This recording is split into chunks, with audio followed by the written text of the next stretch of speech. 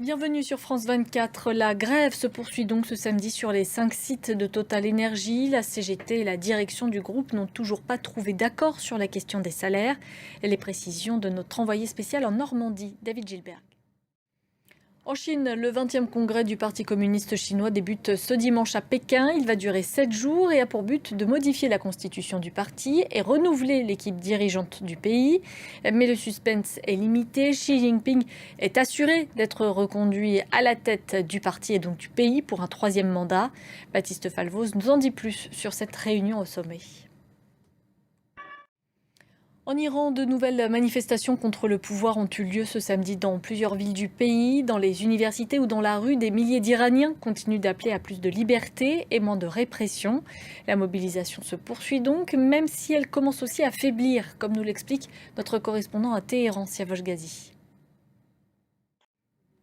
Ce samedi, on a aussi appris que des troubles avaient éclaté dans la prison d'Evin à Téhéran. Officiellement, une bagarre entre prisonniers qui aurait nécessité l'intervention de la police, provoqué un incendie et blessé au moins 8 personnes. La situation serait de nouveau sous contrôle. À ce jour, on ignore si cet incident a un lien ou pas avec les manifestations en cours dans le pays. En Turquie, 41 mineurs sont morts dans le nord du pays ce vendredi, un coup de grisou dans une mine de charbon, alors qu'une centaine de personnes se trouvaient sur place. Le président Recep Tayyip Erdogan a promis une enquête exhaustive. Kevin Battista.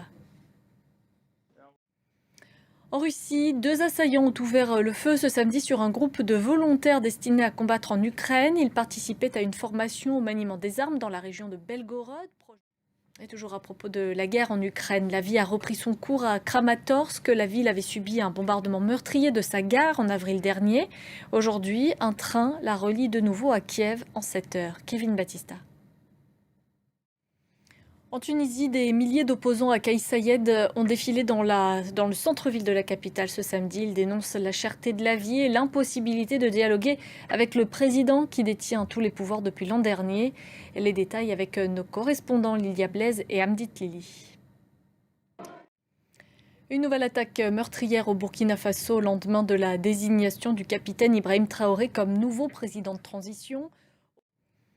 Et avant de refermer ce journal, cette information concernant l'activiste pro-russe et suisse-camerounaise Nathalie Yamb.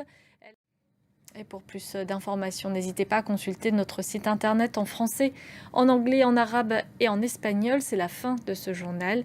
Merci de votre attention. L'information continue sur France 24.